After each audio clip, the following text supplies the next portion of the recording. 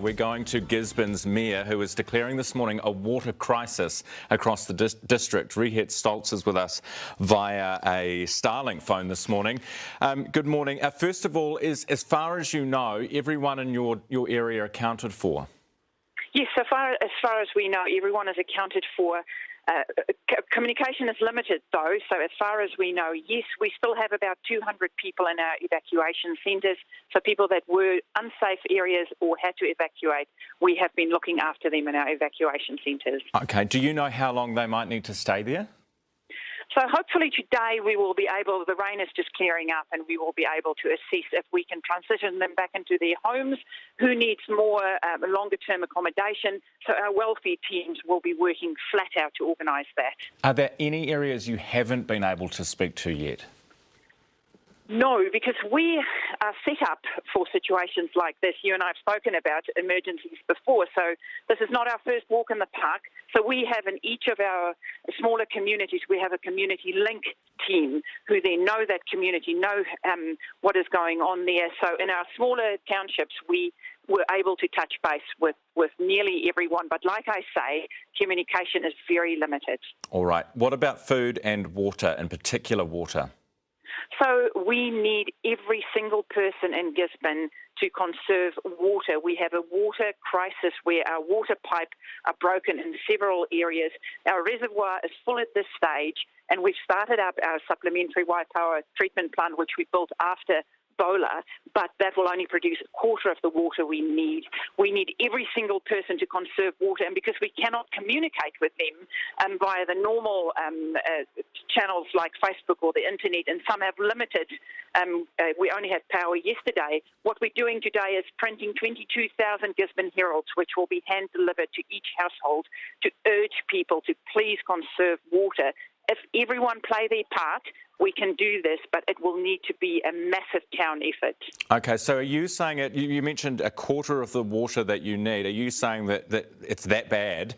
And what exactly are you saying to people that they should do? I mean, obviously, drinking water, all that sort of stuff. Yes, so we're saying to people, nothing aside from drinking, food preparation, and a very quick shower at this stage. We, basic hygiene, people will need to quickly wash clothes, but we need everyone to be mindful to use as little as possible water. It will take us months to fix this problem, so we have our supplementary plant starting up, but we will have to use way less water as a community for the next while. So once that plant starts up, you'll have a quarter of the water that you used to, and for months that may be all you get. Yes, so for now, yes, we will hopefully be able to fill our reservoirs from our supplementary system, but yes, our team are saying this is a water crisis we need to conserve. And we've done this before. We've lost our water pipe before because we've had slips and earthquakes. So we can do this. We know this, but we need it to be a massive community effort. And for the reservoirs that you're talking about, have they also been affected by cracks in the pipes?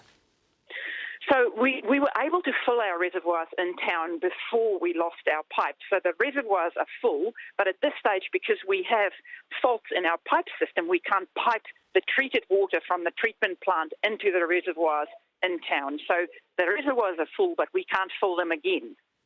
If you continue at the rate you were pre to the storm, how long would the water last? Do you know? A day or two. Wow.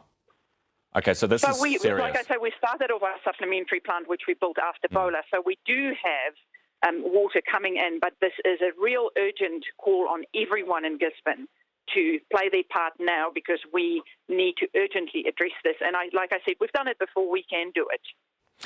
Rehet, we've spoken to the Defence Force this morning. We've also spoken to the Minister, Kieran McAnulty. What do you need? Is there anything you need from central government or in terms of help or support? Yes, so we do need urgent help and support, and we have been in constant contact.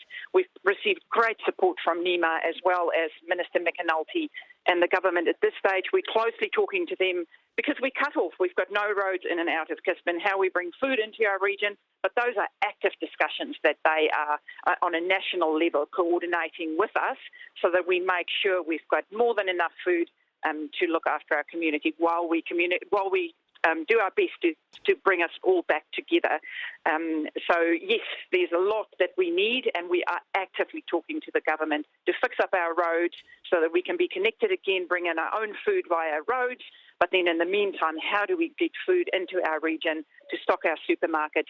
The main concern for us is to get our communication back up, because if you don't have fibre, you can't use EFTPOS, so you can't buy stuff at the shop aside from cash. So that's still an issue today that hopefully we will address today or tomorrow urgently. When you say address, do you mean fix by today or tomorrow? Yes, fix. I know that Chorus have been helicopter observing where those breaks in the fibre is, because fibre runs along our network. So when a bridge is taken out, the fibre network is taken out. Yes. So we have several of those, and I know it's affecting our poor neighbours and Wairua as well. We're on the same fibre as them. So hopefully that will be fixed today or tomorrow, which means we can communicate with our community, and then we'll have a better understanding of what is going on in our region. Absolutely. A long road ahead for you. Rehet Stoltz, thank you for being with us. I just want to reiterate to people watching this morning some of the key messages from Rehet, including only using your water for drinking, for food preparation and for a short shower. This is a really serious situation. The Gisborne Mayor, Rehet Stoltz, has just described it as a water crisis for Tairāwhiti Gisborne this morning.